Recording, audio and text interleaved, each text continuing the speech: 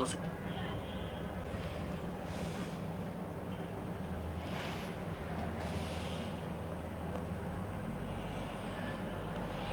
close it.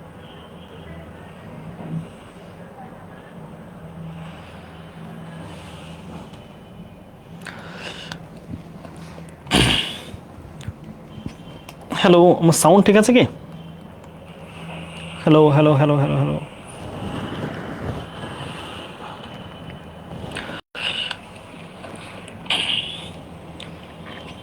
Hello, আমার sound sound ঠিক আছে। ওকে, আচ্ছা আসো। আমাদের আসলে হচ্ছে আনফর্চুনেটলি ক্যামেরা চার্জ শেষ হয়ে গেছিলো। সো অনেকে বলছে পানিতে স্যাটেলাইট ঢুকছিল। আমাদের ক্যামেরায় পানি ঢুকে গেছিলো, তো এই জন্য ক্যামেরা অফ হয়ে গেছে। যাই হোক, আমরা ক্লাসে পেয়েছি। হ্যাঁ, ওকে, আমরা এই পর্যন্ত আসছিলাম। হ্যাঁ, এই জায়গাটা আমি লিখে ফেলছিলাম, আমি একবার বুঝাই দিতেছে তোমাদেরকে। হ্যাঁ, কি হয়েছে। সো দ্যাট অথবা ইন অর্ডার দ্যাট, এটা বাংলা অর্থ হচ্ছে যাতে করে। হ্যাঁ, যাতে কিভাবে ব্যবহার করি, চলো আমরা বললাম যে আমি নতুন ক্যামেরাটা লাগালাম যাতে ক্লাসটা নিতে পারি। হ্যাঁ, আর বলতে পারি যে আমরা পড়াশোনা করছি যাতে আমরা একটা সিকিউর লাইফ মেনটেন করতে পারি।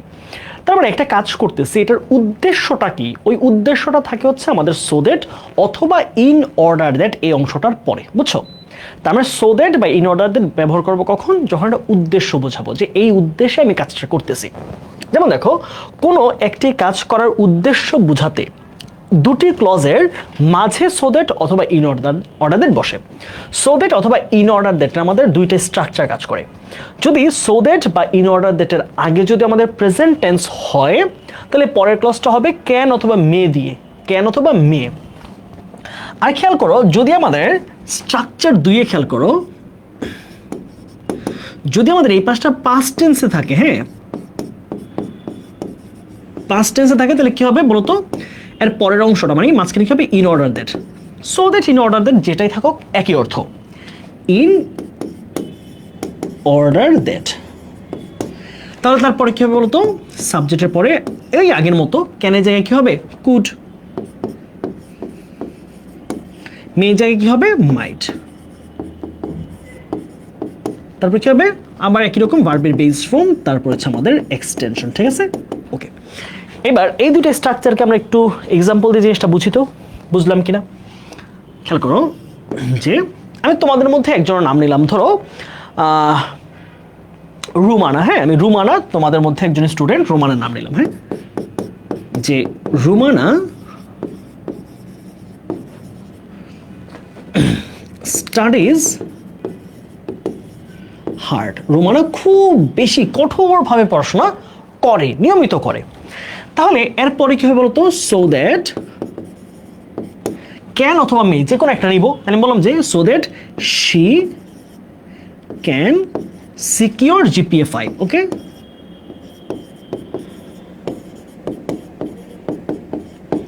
আচ্ছা, তাহলে এখানে খেয়াল করো, ক্যানের পরে কিন্তু সিকিউর কিন্তু আমাদের ভার্বের বেস ফর্মে আছে। সিকিউর কিন্তু কোনো পাস্ট ফর্ম বা প্রেজেন্ট ফর্ম করা যাবে না।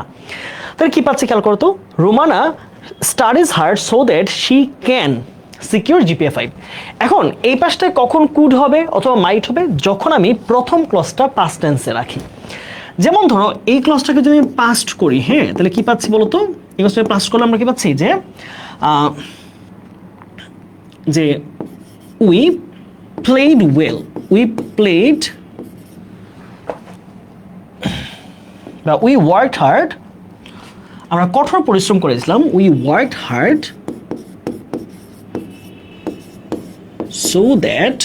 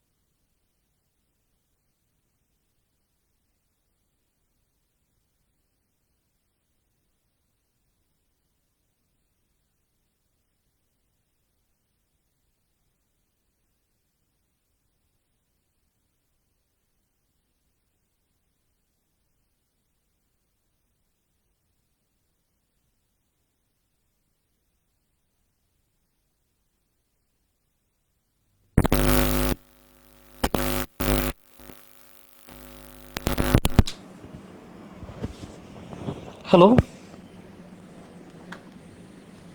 Hello hello hello hello hello রাতে তুমি যেও না, তুমি সাউন্ড আগে ঠিক করে নিয়ে যাওয়া সব ঠিক আছে। Hello hello hello hello hello hello hello রাতে তুমি যেও না, তুমি সাউন্ড আগে ঠিক করে নিয়ে যাওয়া।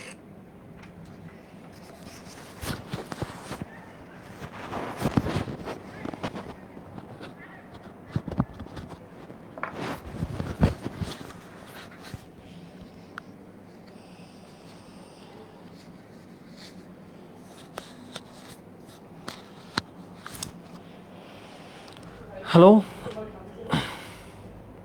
এখন একটু জানাও তো আমাকে সাউন্ড ঠিক আছে কিনা।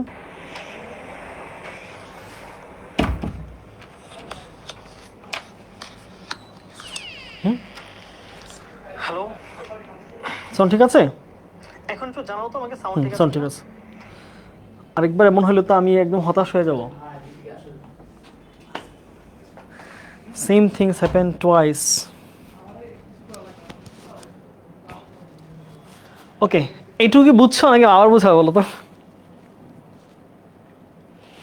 এইটা যা লিখছে এইটুকু বুঝছো? বলো কোন জায়গা থেকে বুঝো নাই বলো আমাকে।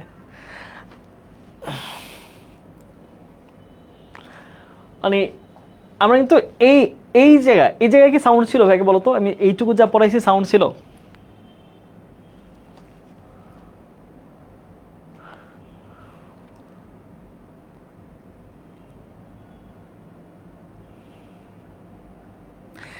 এইটুকু থেকে প্রবলেম ছিল নাকি আমরা ওই যে বোর্ড কোয়েশ্চেন সলভ করাতে সে প্রবলেম হয়েছে? আমাকে একটু জানাইতে হবে, না জানলে কিন্তু আমি ক্লিয়ার হব না। আমি বুঝতে পারতেছি না যে কোন পর্যন্ত যে সাউন্ডটা ছিল। আসলে ক্লাসে অ্যাটেন্টিভ আমি, আসলে প্রবলেম হয়ে গেছে তো বুঝি নাই না আবার। শিট।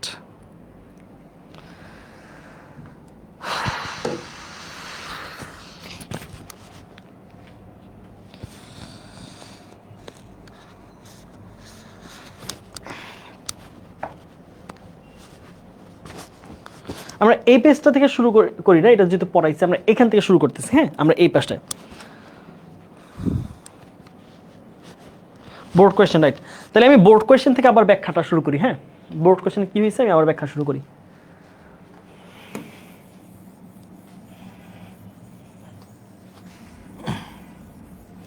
আসো আবার। হ্যাঁ, কিছু করার নাই, আসলে টেকনিক্যাল জিনিস তো আমাদের হাতে না। হ্যাঁ, আসো আমরা এটা একটু ব্যাখ্যাটা করি। হ্যাঁ, কি বলছে এখানে ব্যাখ্যা করলেই ওই যে আগের স্ট্রাকচারটা ক্লিয়ার হয়ে যাবে। হ্যাঁ, খেয়াল করো। The martyrs laid down their lives, অর্থাৎ যে মার্টাররা তারা তাদের জীবন দিয়েছে। They did it. ওকে, এখন খেয়াল করো আমাদের সো দ্যাটের ক্ষেত্রে স্ট্রাকচারটা কি। যদি আমার প্রথম ক্লজটাতে V2 থাকে, খেয়াল করো, যদি প্রথম ক্লজে V2 থাকে তাহলে অ্যান্সার করবা কি দিয়া? কুড অথবা মাইট। কি দিয়ে করবা বলো তো? এই পাশে যদি V2 থাকে তাহলে এই ক্লজটা কি করবা? সাবজেক্টের পরে কুড অথবা মাইট, কুড অথবা মাইট। এখন আমি এটা দিয়ে সলভ করি, চলো। যে যেই শহীদরা রয়েছে 1971 সালে তারা জীবন দিয়েছে, তাহলে এখানে কি হবে? সো দ্যাট তারা জীবন দিয়েছে যাতে করে উই কুড এনজয় ফ্রিডম, যাতে করে আমরা কি করতে পারি? আমরা যেন আমাদের যে স্বাধীনতাটা অর্জন করতে পারি বা স্বাধীনতা এনজয় করতে পারি। তাহলে খেয়াল করো এই পাশে পাস্ট হলে আমার পরের ক্লাসটা কি হবে? কুড অথবা মাইট দিয়ে করব। এইখানে একটা খেয়াল করো তো, ইন্ডাস্ট্রি ইজ দ্য কি টু সাকসেস। তাহলে সফলতার মূল মন্ত্র হচ্ছে আমাদের কি? পরিশ্রম। উই ওয়ার্ক হার্ড, আমরা কঠোর পরিশ্রম করি। তাহলে এই পাশটা কি আছে? V1 মানে প্রেজেন্ট টেন্স। তাহলে এই পাশে যদি প্রেজেন্ট থাকে তাহলে ওই পাশে কি হবে বলতো? দ্বিতীয় ক্লাসটা আমরা কি দিয়ে করব? ক্যান অথবা মাইট। আমরা এই পাশে কি নিব? ক্যান অথবা মাইট দিয়ে সাবজেক্টের পরে। ঠিক আছে, সাবজেক্টের পরে ক্যান অথবা মাইট দিয়ে বাকি ক্লাসটা সলভ করব। তাহলে বলছে যে আমরা কঠোর পরিশ্রম করি যাতে আমরা সফল হতে পারি। তাহলে কি হবে? সাবজেক্ট কিন্তু এখানে উই, তাহলে এখানে কি হবে? দ্বিতীয় ক্লজের সাবজেক্টও we, so that we can shine in life. আমরা কঠোর পরিশ্রম করি যাতে করে আমরা জীবনে সফল হতে পারি। We can shine in life, যাতে আমরা জীবনে সফল হতে পারি। বোঝা গেল? আচ্ছা, my mother was a philanthropist, অর্থাৎ আমার মা একজন জীব প্রেমী ছিলেন, জীবের প্রতি ভালোবাসা যাদের আর কি, মানুষের প্রতি, প্রাণীর প্রতি।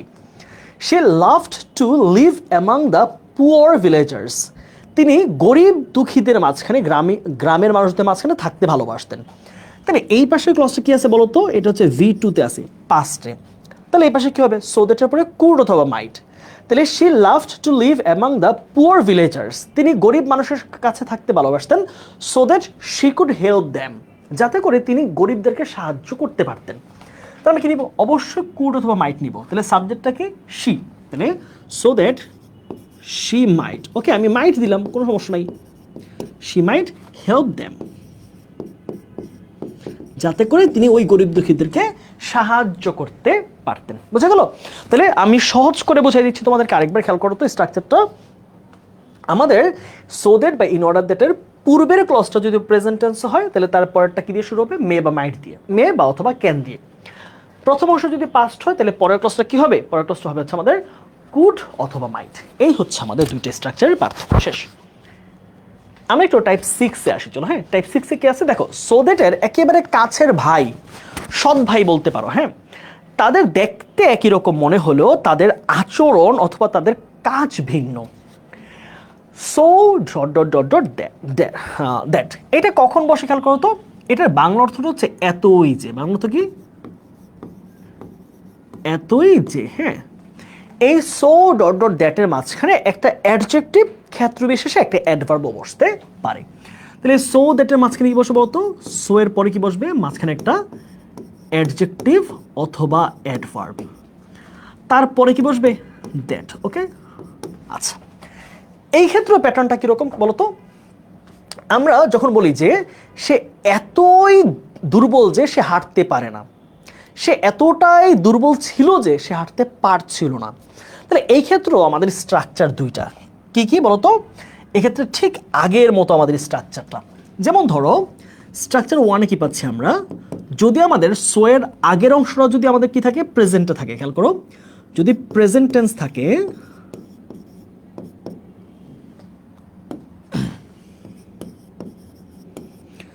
তারপর যদি আমার কি থাকে, সো দ্যাট, তাহলে এরপরে কি হবে বলতো, এরপরে আমাদের সাবজেক্ট প্লাস ক্যান অথবা মে, ক্যান অথবা মে প্লাস বাক্যের অর্থ অনুসারে তুমি অ্যাফার্মেটিভ করতে পারো, নেগেটিভ করতে পারো, বাক্যের অর্থ অনুযায়ী। হ্যাঁ, সে এতই দুর্বল যে সে হাঁটতে পারে না, সে এতটাই কি বলা যায়, সে এতই দ্রুত হাঁটে যে সে দ্রুত পৌঁছে যেতে পারে। তাহলে এটা বাক্যের উপর নির্ভর করে তুমি ওই অংশটা চাইলে অ্যাফার্মেটিভও রাখতে পারবা, চাইলে নেগেটিভও করতে পারবা, এটা কোনো ঝামেলা নাই, এটা জাস্ট বাক্যের অর্থের উপর নির্ভর করে। তবে মোস্ট অফ দ্য কেসেস অ্যান্সারটা আসলে নেগেটিভের দিকেই হয়। ওকে, ভার্বের বেস ফর্ম প্লাস এক্সটেনশন মাথায় রাখবা। আমি আরেকবার বলে দিলাম, অর্থের উপর নির্ভর করে এই পাশে যদি পজিটিভ কথা বলে তাহলে ওই পাশে তুমি অ্যাফার্মেটিভ রাখবা, এই পাশে যদি নেগেটিভ কথা বলে তাহলে ওই পাশে তুমি করবা, তুমি নেগেটিভ সেন্টেন্স লিখবা। আমি দুইটা জিনিস দেখাবো। এখন ধরো স্ট্রাকচার 2-তে কি হয়, যদি প্রথম অংশটা আমাদের পাস্ট টেন্সে থাকে, হ্যাঁ, তাহলে সো দ্যাটের পরে কি হবে, সাবজেক্ট প্লাস কুড অথবা মাইট, অ্যাফার্মেটিভ নেগেটিভ নির্ভর করছে সেন্টেন্সের বাংলা অর্থের উপরে, ভার্বে বেস ফর্ম প্লাস এক্সটেনশন। ওকে, আচ্ছা, এবার দেখো আমরা জিনিসগুলোকে একটু গুছিয়ে অর্থের সাথে মিলাই। হ্যাঁ, বললাম যে the man is so weak that, এইটুকু তোমার দেওয়া আছে যে the man is so weak that, লোকটা এতটাই দুর্বল যে। তাহলে এই পরটা কি করবা, যেহেতু এই পাশটা খেয়াল করে এই পাশে কি আছে, V1 মানে প্রেজেন্ট ফর্মে আছে, তাহলে এই পাশে কি করবা, লোকটা হাঁটতে পারছে না, তাহলে লোকটা এতটাই দুর্বল যে লোকটা হাঁটতে পারে না, that he can not walk, he can not walk. এখন দেখো এই সেন্টেন্সের সাথে আমি যেহেতু দুর্বল বলছি, তাহলে এখানে যদি বলি সে খুব দ্রুত হাঁটে, তাহলে কথাটা মানায় না, তাহলে এই কথাটার সাথে কিন্তু মিল রেখে ওই জিনিসটা করতে হবে। এখন দেখো আমি এইটা এই পাশে এবং ওই পাশে দুইটাই অ্যাফার্মেটিভ রাখি, কিভাবে খেয়াল করো, আমি পাস্টেরটা দিয়ে এটা দেখাচ্ছি তোমাদেরকে। বললাম যে he was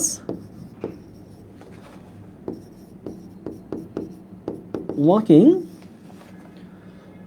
so fast that he could, এখন কি করবা, সে এতই দ্রুত হাঁটছিল যে সে সময় মতো পৌঁছাতে পারতো নাকি পারতো না। যেহেতু দ্রুত হাঁটতেছিল তার মানে কিন্তু সে পৌঁছাইতে পারবে, এটাই কিন্তু কথা, তাই না? যেহেতু সে দ্রুত হাঁটতেছিল তাহলে সে সময় মতোই পৌঁছাতে পারার কথা। তাহলে খেয়াল রাখতে হবে, যদি এটা সম্ভব হয়, বাস্তব হয়, তাহলে কি হবে, মানে কথার সাথে মিল রেখে তোমার অ্যাফার্মেটিভ নেগেটিভ নির্ভর করবে। এটা কিন্তু এমন না মানে তোমার বাধা নিয়ম যে সবসময় আমার সো দ্যাটের ক্ষেত্রে আমি অনেক জায়গায় দেখি, অনেক জায়গায় আমি অনেক লেকচারও দেখেছি যে সবাই বলে এই পাশটা নাকি শুধু সবসময় নেগেটিভ হবে। ব্যাপারটা এরকম না। অর্থের উপর নির্ভর করে যে the man is so weak, এখানে বলছে লোকটা অনেক দুর্বল, যে এতই দুর্বল যে সে হাঁটতে পারে না। এখন বলতেছে লোকটা এতটাই দ্রুত হাঁটতেছে যে সে সময় মতো পৌঁছাইতে পারবে, এটা হইতে পারে না? তাহলে উভয় পাশে হতে পারে। তো মোস্ট অফ দ্য কেসেস আমাদের কিন্তু প্রশ্নগুলো নেগেটিভের মতোই প্যাটার্নটা আসে, এই জন্য আমরা শুধু নেগেটিভটাই পড়িয়ে দিই বা পড়ি। He was walking so fast that he could reach in time, he could reach the station in time, he could reach the station, the station in time. Okay, সে সময় মতো ওইখানে স্টেশনে পৌঁছাতে পারতো। এবার এখানে আসে আমরা একটু প্রশ্নগুলো সলভ করি। Rima is a good singer, Rima একজন ভালো গায়িকা। Rima sings so well that, এটা নেগেটিভ করবা? রিমা এত ভালো গান গায় যে। আচ্ছা, এখানে আরেকটা মজার ব্যাপার আছে, আরেকটা স্ট্রাকচার তোমাদেরকে একটু পড়ানো হয় নাই, খেয়াল করো। সেটা হচ্ছে সবসময় যে ক্যান মে দিতে হবে এমন না, চাইলে এই পাশে প্রেজেন্ট থাকলে ওই পাশে প্রেজেন্টও হতে পারে। এটা একটু সবাই লিখে রাখো, হ্যাঁ, এটা একটু সবাই লিখে রাখো। এটা দুইটা স্ট্রাকচার হয়। সেটা কি? এই স্ট্রাকচারে আমাদের দুইটা ভ্যারিয়েশন হয়। হ্যাঁ, এটা আমি আলাদাই পড়াচ্ছি, দেখো আলাদা পেজে আমি লিখে দেখাচ্ছি। যেমন ধরো স্ট্রাকচার 3-এ খেয়াল করো তোমরা, স্ট্রাকচার 3 যদি আমাদের প্রথম অংশটা প্রেজেন্ট থাকে,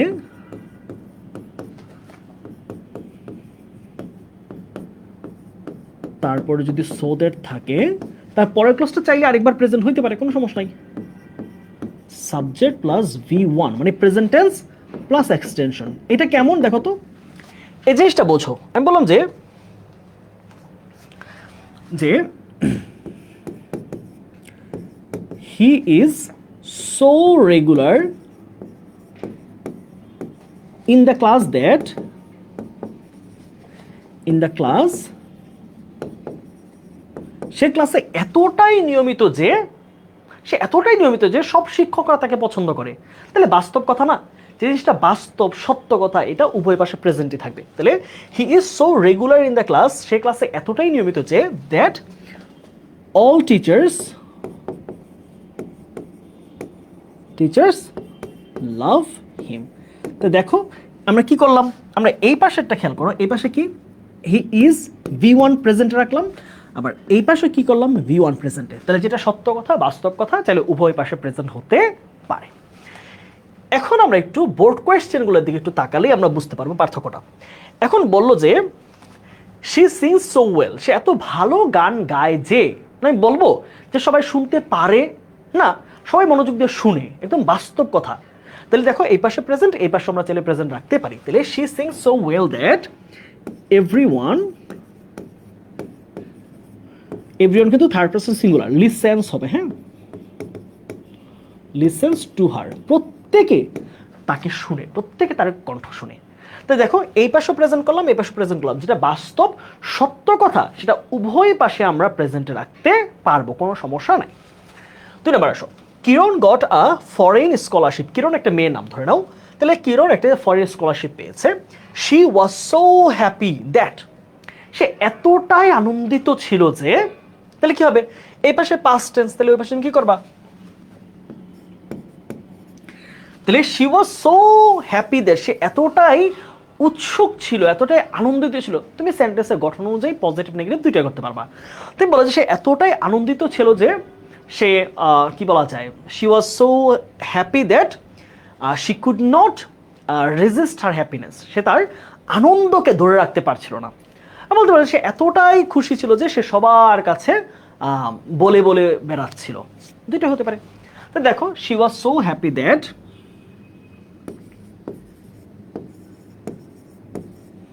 she could not resist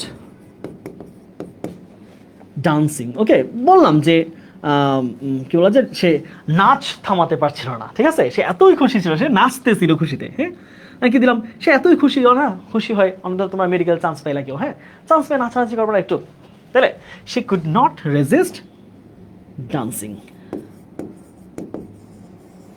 okay, 3 number, the man was so weak that, লোকটা এতটাই ক্লান্ত ছিল যে he should consult with a doctor, তার ডাক্তারের সাথে সাক্ষাৎ করা উচিত। তাহলে যেহেতু খুব দুর্বল, সে খেতে পারছিল না, যদি খেতেই না পারে তাহলে অবশ্যই তাকে ডাক্তারের সাথে সাক্ষাৎ করতে হবে। তাহলে the man was so weak that তুমি বলতে পারো সে হাঁটতেই পারছিল না, তাহলে কি হবে, এই পাশে যেহেতু পাস্টে আছে, হ্যাঁ V2 তে আছে, তাহলে এই পাশে কি করবো, পাস্ট রাখবো, হি কুড নট ওয়াক। লোকটা এতটাই দুর্বল ছিল যে সে হাঁটতে পর্যন্ত পারছিল না। বুঝছো আমার কথা কি বোঝা গেল বলো তো? এইখানটা বোঝা গেল। প্রত্যেকটা জিনিস আমরা মাথায় রাখবো যে 3টে স্ট্রাকচার হতে পারে। প্রেজেন্ট হলে উভয় পাশে প্রেজেন্ট, প্রেজেন্ট হলে ওই পাশে ক্যান বা মে, আবার পাস্ট হলে কুড বা মাইট হতে পারে। এই হচ্ছে আমাদের মোট স্ট্রাকচার। ওকে, আমরা একটু 7 নাম্বার স্ট্রাকচার চলে আসি, দো অথবা অলদো। দো অথবা অলদোর অর্থ কি? দেখো, দো বা অলদোর অর্থ হচ্ছে যদিও। হ্যাঁ, এখন প্রশ্ন হচ্ছে আমরা কোন ক্ষেত্রে দো বা অলদোকে ব্যবহার করব। দো বা অলদোকে আমরা ব্যবহার করার কতগুলো প্যাটার্ন আছে আমাদের, খেয়াল করো। দো বা অলদোকে আমরা ব্যবহার করব হচ্ছে, দো বা অলদো হচ্ছে দুটি বিপরীতার্থ কথাকে যুক্ত করে, দুটি বিপরীত কথাকে, দুটি বিপরীত কথাকে যুক্ত করতে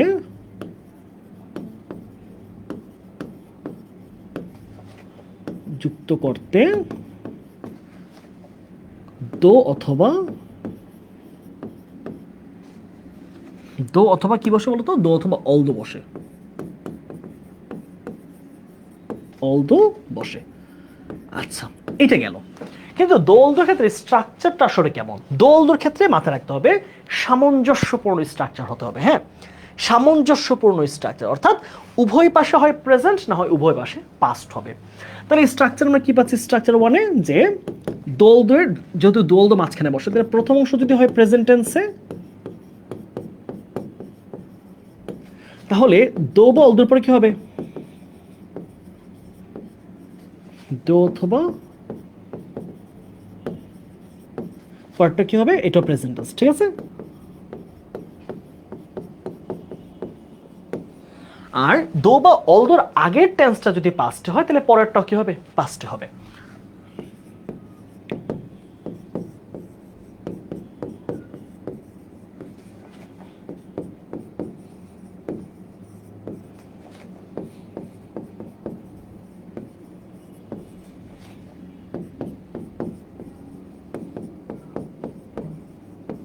ওকে, এইবার আমরা একটু জিনিসটাকে বোঝার চেষ্টা করি। হ্যাঁ, আসলে এক্সাম্পলটা কেমন হয়।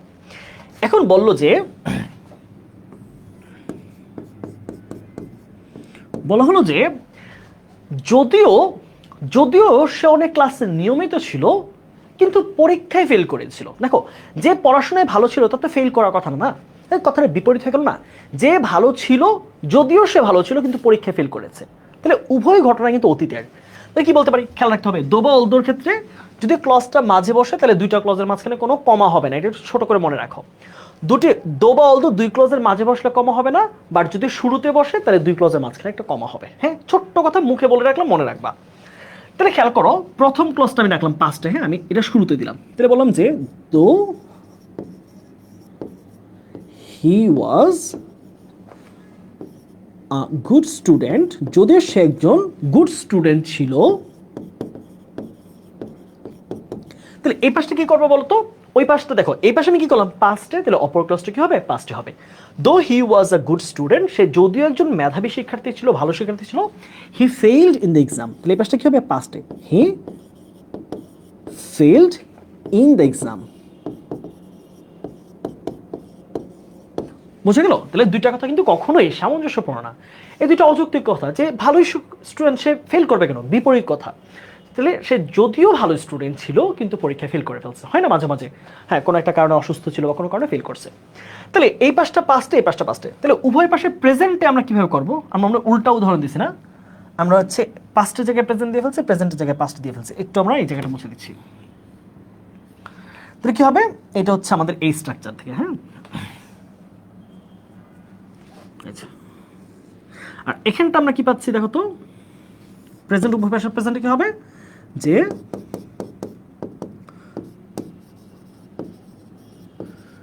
দো হি ইজ পুয়ার, যদিও সে গরিব, he is honest, he is honest, যদিও সে গরিব তবু সে খুবই সৎ মানুষ। তাহলে গরিব হলে সে অনেক জায়গায় আমরা দেখি রাস্তাঘাটে ছিনতাই করে, ডাকাতি করে, চুরি করে, রাহাজারি করে, খুন খারাপি করে, কিন্তু সে গরিব আছে কিন্তু সে সৎ মানুষ, কিন্তু সে খুবই সৎ, সেই সব অপকর্মের মধ্যে লিপ্ত হচ্ছে না। তাহলে দুইটা বিপরীত কথাকে আমরা যুক্ত করবো এইভাবে। আচ্ছা, তাহলে আমরা একটু প্রশ্নগুলো দেখি বিগত বছরের। দো it has a small area, বাংলাদেশের যদিও খুব ছোট্ট একটা ভূমি, হ্যাঁ, তাহলে হ্যাজ কোন টেন্সে আছে? হ্যাজ কিন্তু V1 মানে প্রেজেন্ট টেন্স। তাহলে এই পাশটা কিসে রাখবো? প্রেজেন্টে। যদিও বাংলাদেশের একটা ছোট্ট ভূমি, তবে এদেশের অনেক জনসংখ্যা, তাই না? তাহলে দেশটা ছোট কিন্তু উল্টা জনসংখ্যা হচ্ছে তার বিপরীত। তাহলে দেশ, খেয়াল রাখতে হবে, আমরা মাতৃভূমি বোঝাতে, হ্যাঁ, দেশের নামের ক্ষেত্রে মাথা রাখবা দেশের নামের প্রোনাউন দুইটা হতে পারে, সেটা সি হতে পারে, সেটা ইটও হতে পারে। এটা একটু মনে রাখবা, হ্যাঁ, দেশের নামে প্রোনাউন দুইটাই হয়, সি এবং ইট। দো it has a small area, যদি বাংলাদেশের ছোট্ট এলাকা, তাহলে it has a large population, it has a large population, এর রয়েছে কি বিশাল জনসংখ্যা। এটা খেয়াল করো, এই পাশে প্রেজেন্ট, এই পাশে কি করলাম? প্রেজেন্ট করে দিলাম।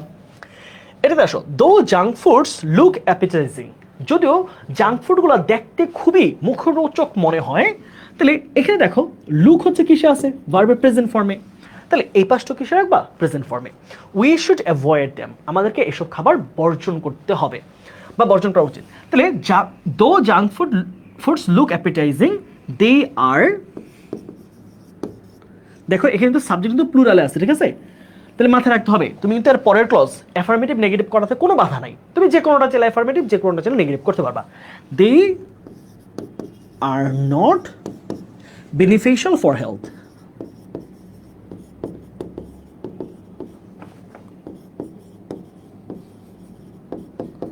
বুঝতে পারছো?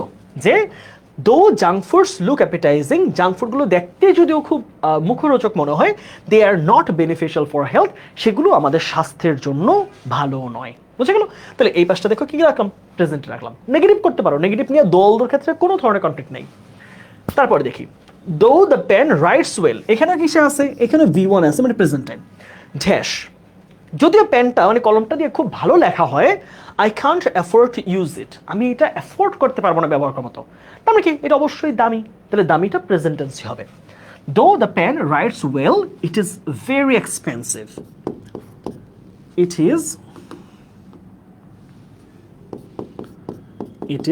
ভেরি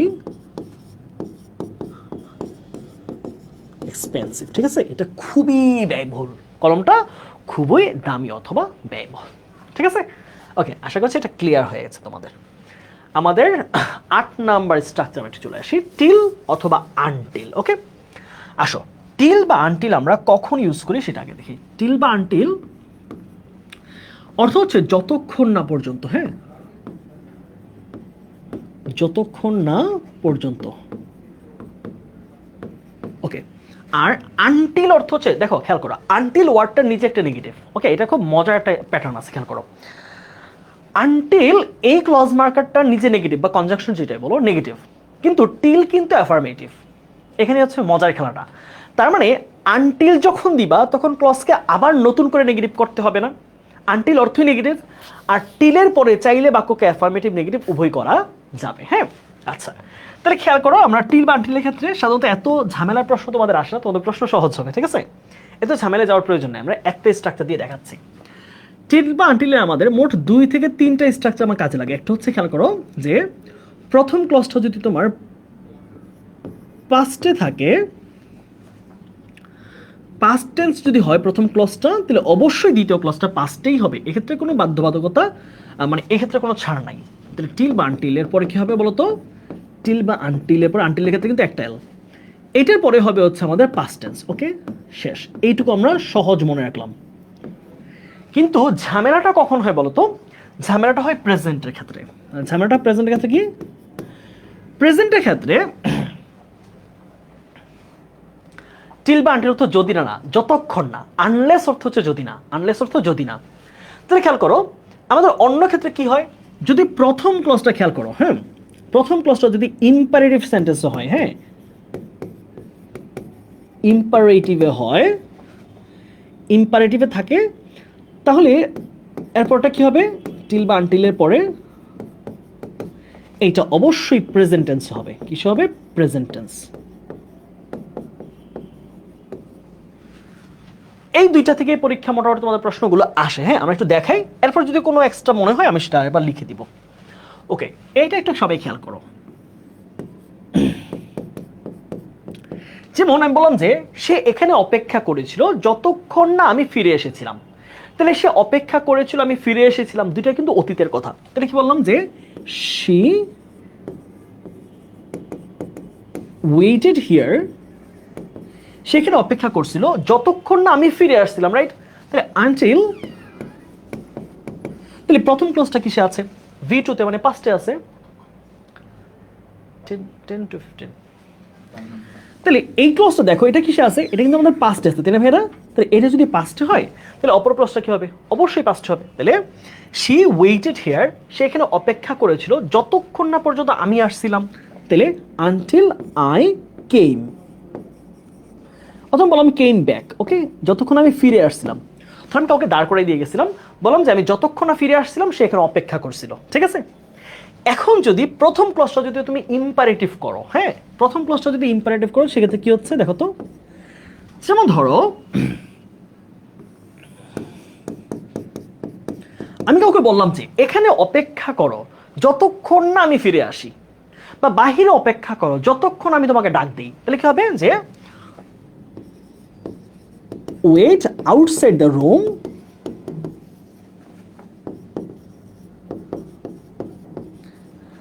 until, তাহলে খেয়াল করতো এরপরটা কি হবে, আনটিল অবশ্যই প্রেজেন্ট হবে। যদি প্রথম অংশ ইম্পারেটিভ হয় তাহলে পরটা কি হবে, অবশ্যই কি হবে আমাদের present. Until I call you, আমি যতক্ষণ না তোমাকে ডাক দিই, আনটিল আই কল ইউ, ঠিক আছে। ওকে, এটা আশা করছি ক্লিয়ার। তাহলে আমরা একটু দেখি তো বিগত বছরে কেমন প্রশ্ন আসছে। হ্যাঁ এবার আমরা প্রশ্নগুলো সলভ করি, চলো।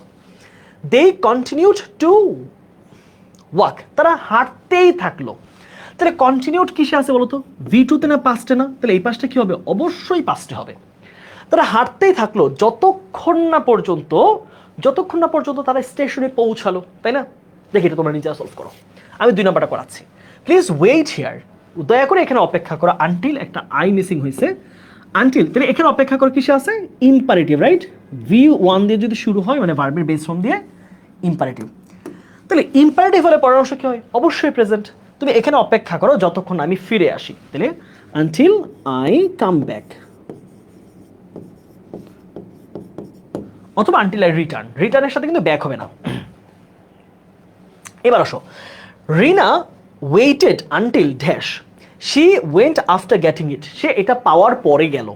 তাহলে রিনা ওয়েট করছিল, পাস্ট টেন্সে আছে, এটা কিসে আছে, V2 তে, তাই না। তাহলে এই পাশটা কি হবে, V2। তাহলে রিনা অপেক্ষা করছিল যতক্ষণ না আমি তাকে এটা দিয়েছিলাম, তাহলে আমি দেওয়ার পরে এবার সেটা এটা পাওয়ার পরে চলে গেছে। তাহলে Rina waited until I gave it to her, আমি যতক্ষণ না পর্যন্ত তাকে দিয়েছিলাম সে ততক্ষণ পর্যন্ত ওয়েট করেছিল। আচ্ছা এখন কি বলছে, দে কন্টিনিউড টু ওয়াক, তারা হেঁটেই গিয়েছিল, আনটিল দে ফাউন্ড মি হতে পারে, until they reached their destination, good, এটা ভালো লাগছে আমার, until they reached their destination, until তো দেওয়াই আছে, দে রিচড দেয়ার ডেস্টিনেশন, যতক্ষণ না পর্যন্ত তারা তাদের গন্তব্যে পৌঁছালো, তারা হাঁটতেই থাকলো। ওকে, আসো আমরা আমাদের 9 আর 10 এই দুটো স্ট্রাকচার করলে আমাদের আজকের মতো কভার। ওকে, চলো আমরা কি পাচ্ছি দেখো, উইথ আ ভিউ টু অথবা লুক ফরওয়ার্ড টু। দেখো এই দুইটা হচ্ছে আমরা এগুলোকে প্রিপোজিশনাল ফ্রেজ বলে থাকি, হ্যাঁ। আচ্ছা, উইথ আ ভিউ টু অথবা লুক ফরওয়ার্ড টু, এগুলো অর্থ হচ্ছে কোনো কিছুর জন্য, হ্যাঁ, কোনো কিছুর জন্য বোঝায়। জন্য বাংলা অর্থ দেয় কি, জন্য, ফরের মতো কাজ করে, জন্য। যেমন বলা যায় I am studying with a view two getting GPA 5, আমি জিপিএ 5 পাওয়ার জন্য পড়াশোনা করছি। এটা জন্য অথবা উদ্দেশ্য বোঝায়, জন্য অথবা উদ্দেশ্য বোঝায়, সহজ কথায়। আচ্ছা, এখন প্রশ্ন হচ্ছে আমাদের স্ট্রাকচারটা কেমন, খেয়াল করো তো। উইথ আ ভিউটির উপর একেবারে সহজভাবে মনে রাখো স্ট্রাকচারটা কি। আমাদের স্ট্রাকচার হচ্ছে শুরুতে ক্লজ কি আছে আমার দেখার কোনো প্রয়োজন নাই, এটা প্রেজেন্ট থাকুক পাস্ট থাকুক কোনো ম্যাটার করে না। কাজ হচ্ছে শুধু তুমি উইথ আ ভিউটির পরে অথবা লুক ফরওয়ার্ড টু যেটাই থাকুক, এই প্রিপোজিশন বা প্রিপোজিশন ফ্রেজ যদি থাকে তাহলে কি করবা তুমি, ভার্বের সাথে আইএনজি তারপরে এক্সটেনশন দিয়ে বাকি অর্থটা শেষ করবা। উইথ এ ভিউ টু অথবা লুক ফরওয়ার্ড টু, সহজ কথায়। তারপর কি হবে, ভার্বের আইএনজি তারপরে এক্সটেনশন দিয়ে অর্থের সাথে মিল রেখে বাক্য শেষ করবা। এখন ধরো জিনিসটাকে আমি তোমাকে বুঝাইলাম এরকম ভাবে, ভাবো যে এরকম হলো যে they are going to market, okay, they are going to, অথবা বললাম they are going to playground.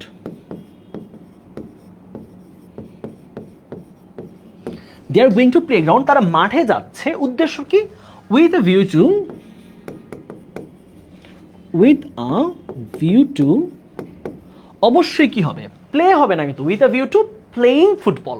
ওকে, বললাম কি, with a view to playing football, তারা ফুটবল খেলার উদ্দেশ্যে বা ফুটবল খেলার জন্য মাঠে যাচ্ছে। তাহলে অবশ্যই মাথায় রাখতে হবে উইথ আ ভিউ টুর পরে যেই ভার্বটা আসবে সেটা আইএনজি, এরপরে অর্থের সাথে মিল রেখে বাক্য শেষ করবা। ওকে, আচ্ছা দেখি এটা কোথায় কোথায় আসছে আমাদের। হ্যাঁ দেখো, একদম 23-এ আমাদের দুইটা বোর্ডের পরীক্ষায় প্রশ্ন আসছে।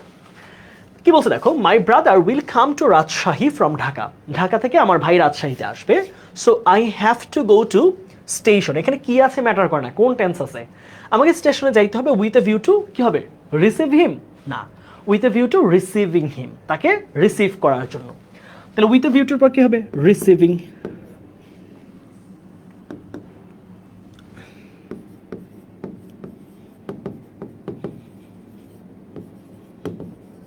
ওকে, তারপরটা দেখো, Florence nightingale wanted to be a nurse. Florence nightingale, হ্যাঁ, তিনি একজন নার্স হতে চেয়েছিলেন। উইথ এ ভিউ টু, উদ্দেশ্য কি ছিল, উইথ এ ভিউ টুর পরে ভার্বের ING, with a view to serving people, serving ailing people. Okay, আমি দিয়ে দিলাম হচ্ছে অসুস্থ মানুষদেরকে, এইলিং পিপল। তাহলে ফ্লোরেন্স নাইটিঙ্গেল একজন নার্স হতে চেয়েছিলেন কিসের জন্য, অসুস্থ মানুষদেরকে সেবা করার জন্য। সার্ভ না হয় কি হবে, serving ailing people. Our country is beset with মানে হচ্ছে একদম জর্জরিত, উইথ মেনি প্রবলেমস, আমাদের পুরো দেশটা একদম অনেক সমস্যায় জর্জরিত। We all should come forward, আমাদের সবাইকে এগিয়ে আসা উচিত। উইথ এ ভিউ টু, তাহলে কি হবে, প্রবলেম সলভ করার জন্য, with a view two solving problems. ঠিক আছে, তাহলে with a view two solving the problems, solving the problem. শেষ আমাদের সম্ভবত আজকের লাস্ট টপিক, রাইট? হ্যাঁ লাস্ট। চলো আমরা একটু আলোচনা করবো আমাদের সর্বশেষ আজকের জন্য টপিক হচ্ছে ওয়াইল নিয়ে। হ্যাঁ আসো, ওয়াইলটা আমরা কিভাবে অর্থ দিই, ওয়াইল অর্থ হচ্ছে যখন। হ্যাঁ, ওয়াইলটা আসলে সময় বোঝায়, কোনো একটা কাজ করার সময় বোঝায়, যখন। বাংলা অর্থ কি দেয়, যখন। আচ্ছা, ওয়াইলের ক্ষেত্রে আমাদের স্ট্রাকচারটা, শুধু স্ট্রাকচার মনে রাখলে তুমি অ্যান্সার করতে পারবা।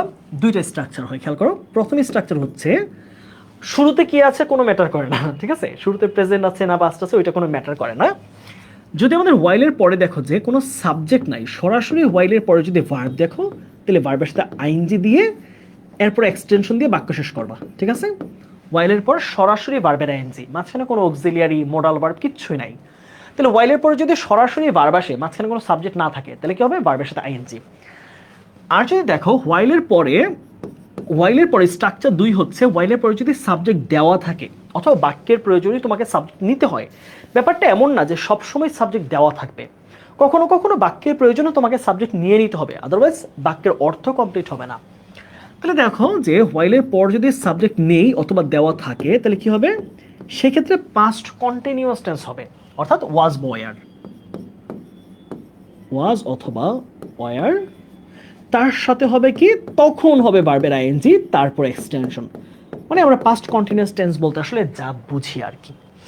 এখন দেখো এই জিনিসটাকে আমরা দুইটা জিনিসকে ক্লিয়ার করি। যেমন ধরো সরাসরি ভার্বের আইএনজি কিরকম হতে পারে, যে উই স কি বলা যায়, আমরা একটা কুমিরকে দেখেছিলাম, ক্রোকোডাইল, হ্যাঁ আমরা একটা মানে ক্রোকোডাইলকে দেখেছিলাম ওয়াইল, যখন ওয়াইল কোথায় যাচ্ছিলাম, ওয়াইল ভিজিটিং দ্য জু, আমরা যখন জু ভিজিট করছিলাম, জু মানে কি, মানে যে চিড়িয়াখানা, আমরা যখন চিড়িয়া ভিজিট করছিলাম তখন আমরা ক্রোকোডাইল দেখেছিলাম। তাহলে ওয়াইলের পরে কিন্তু আমি কোনো সাবজেক্ট দিচ্ছি না, ওয়াইলের পরে কি হবে সরাসরি ওয়াইল ভিজিটিং দ্য জু, হ্যাঁ দ্য জু হবে, দ্য জু।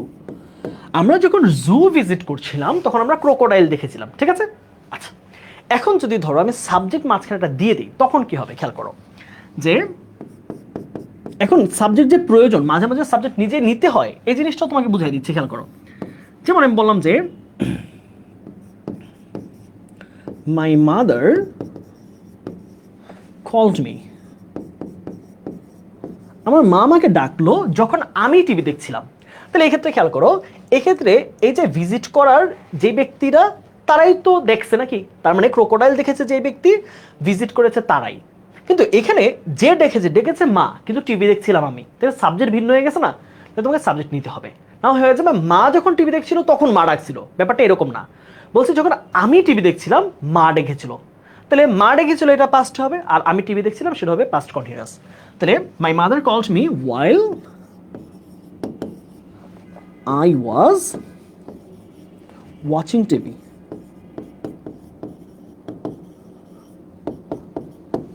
শেষ। তাহলে দুইটা স্ট্রাকচার, while এর পর সাবজেক্ট না থাকলে সরাসরি ভার্বের আইএনজি করবা, মানে জিরান ফর্ম করবা বা প্রেজেন্ট পার্টিসিপল ফর্ম, আর যদি সাবজেক্ট চলে আসে তাহলে পাস্ট কন্টিনিউয়াস, শেষ। ওকে, তাহলে এইবার আমরা একটু লাস্ট একদম আমাদের প্র্যাকটিসগুলো দেখো। We mate the strange person, আমরা ওই যে স্ট্রেঞ্জ, হ্যাঁ স্ট্রেঞ্জ, আমরা সেই অদ্ভুত লোকটাকে দেখলাম ওয়াইল, যখন আমরা কলেজ যাচ্ছিলাম। তাহলে দেখো আমরা দেখেছিলাম, তাহলে এখন যদি তুমি দেখো এখন দুইটা ব্যক্তি হয়ে গেছে, কিন্তু এক হচ্ছে তোমরা আর এক হচ্ছে মানে স্ট্রেঞ্জ পার্সন। তুমি যদি সাবজেক্ট স্পেসিফিক না দাও তাহলে কিন্তু ঘটনার অর্থ আলাদা হয়ে যাবে। কে যাচ্ছিল স্কুলে, স্ট্রেঞ্জ যখন স্কুলে যাচ্ছিল নাকি তোমরা যাচ্ছিলা, এটা এখন কেমন হয়ে গেছে ব্যাপারটা। তাহলে সাবজেক্টকে ক্লিয়ার করতে হবে, যে সেন্টেন্সে দেখবা যে সাবজেক্ট দুইটা হয়ে গেছে বা নাউন দুইটা হয়ে গেছে, ব্যক্তি দুইটা হয়ে গেছে, তোমাকে স্পষ্ট করতে হবে, তখন তোমাকে সাবজেক্ট প্লাস কন্টিনিউয়াস টেন্স দিতে হবে। তাহলে আমরা ওই অদ্ভুত লোকটাকে দেখছিলাম যখন আমরা কলেজে যাচ্ছিলাম, তাই না। তুমি যদি ওয়াইল গোয়িং টু কলেজ হয়ে যাবে ওই লোকটা যখন কলেজে যাচ্ছিল, তাহলে কি হবে, তাহলে গোয়িং টু মাদ্রাসা, দেখো অনেকে মাদ্রাসা দিয়েছো,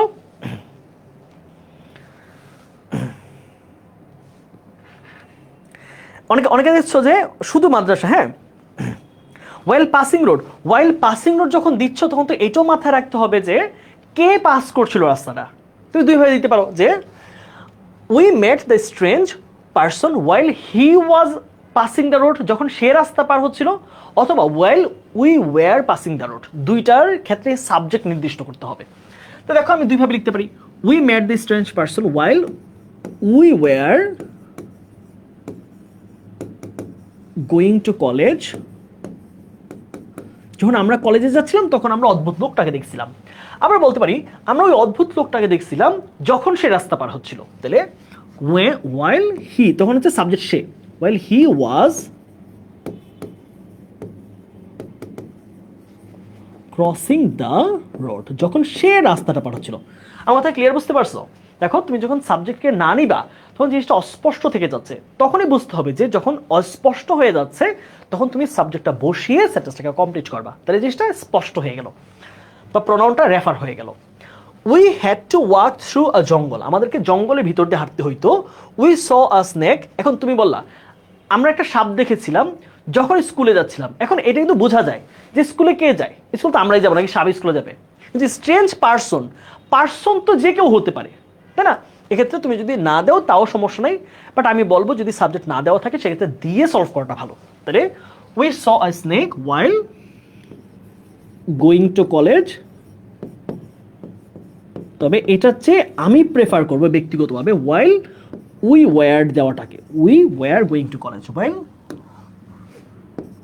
we were going to college. Last, he came to my room, সে আমার রুমে আসছিল যখন আমি dash, he did not wake me up, সে আমাকে ঘুম থেকে উঠায় নাই। তাহলে রুমে আসলো সে, কিন্তু ঘুমাইছি তো আমি না, তাহলে সাবজেক্ট দুটো ভিন্ন রকম, তাহলে এখানে সাবজেক্ট একটাই হবে, ওয়েল আই ওয়াজ স্লিপিং।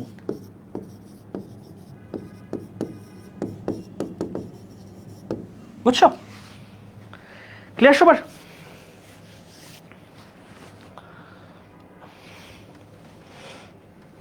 ভাইকে জানাও তো ক্লিয়ার হইলে কিনা তোমরা। আজকে ক্লাসটা আসলে ব্রেক না হইলে আরো অনেকক্ষণ আগেই ক্লাসটা শেষ হয়ে যেত। সো ব্রেকের কারণে আমাদের বেশ দুইবার